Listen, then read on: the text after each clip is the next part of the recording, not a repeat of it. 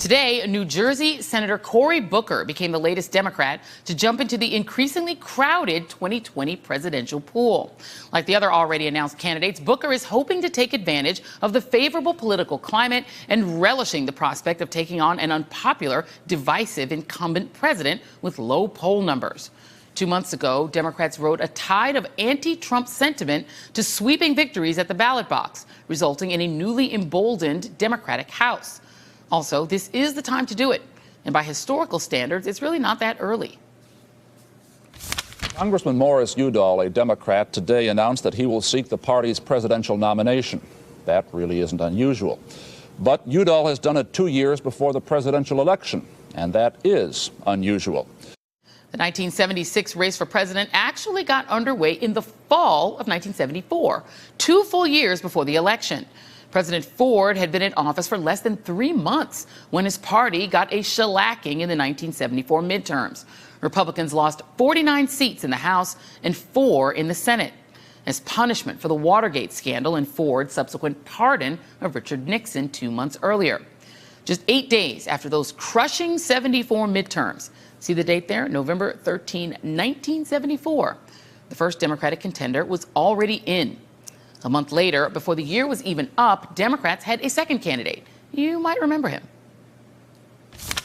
A second Democrat announced today that he is a candidate for president. He's the outgoing governor of Georgia, Jimmy Carter. Here is part of Carter's announcement of his candidacy. As of this time, here in the state that I love, surrounded by friends of mine from all over the nation, in fact, even from the moon, I'd like to announce that I am a candidate for president. That guy, Jimmy Carter, would come out on top of a record field of 17 Democratic candidates and then ride the anger and revulsion over Watergate to a drubbing of Gerald Ford in the general election. And it's the same kind of post-1974 political environment that we find ourselves in today, which is perhaps why we're seeing more than 20 Democratic candidates who've either announced they're running or are currently thinking about jumping into the race. Cory Booker announced his candidacy today in his hometown of Newark. He also released an announcement video, which has become a staple of the modern-day campaign. In America, we have a common pain, but what we're lacking is a sense of common purpose. What's up? Amen.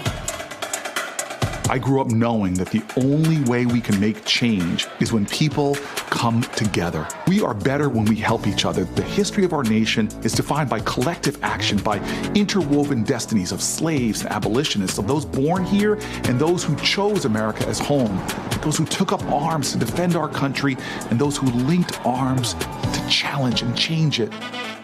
Together, we will channel our common pain back into our common purpose. Together, America, we will rise.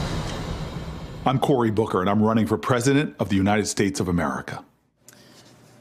Booker announced his candidacy on the first day of Black History Month. Never hurts to get a little symbolism in. Last month, Kamala Harris, the other African-American candidate in the field, launched her campaign on Martin Luther King Day. Today, Harris marked the start of Black History Month by noting the legacy of Congresswoman and 1972 presidential candidate Shirley Chisholm, whose logo inspired Harris's logo, and quoting her, quote, "You don't make progress by standing on the sidelines, whimpering and complaining. You make progress by implementing ideas." Harris noted that she stands on the shoulders of giants like Congresswoman Chisholm. Not only am I literally and figuratively the dark horse, I'm actually the poor horse. The only thing that I have going for me is my soul and my commitment to the American people. The United States Constitution stipulates that anyone that is 35 years of age or over and is a natural-born citizen can run for the presidency. All of us meet that criteria. The people will make a decision. The people will make a decision. Shirley Chisholm came up short in 1972, and although she did win 28 delegates. Now her legacy is inspiring Democratic campaigns almost 50 years later, when once again, the people will make a decision. Democrats already have a good roster to choose from, even as another big-name candidates continue to ponder their electoral futures and map out a path to victory. Each candidate will have to choose their particular path. In the past, Iowa and New Hampshire have received the lion's share of the attention. But in recent years, it's increasingly the Palmetto State, South Carolina, that has played kingmaker, or campaign stopper, in this process. In 2008, it was South Carolina that rejuvenated Barack Obama's campaign after he lost New Hampshire to Hillary Clinton. Today, the New York Times reports that Booker will likely focus heavily on South Carolina and other southeastern states with large black voting populations.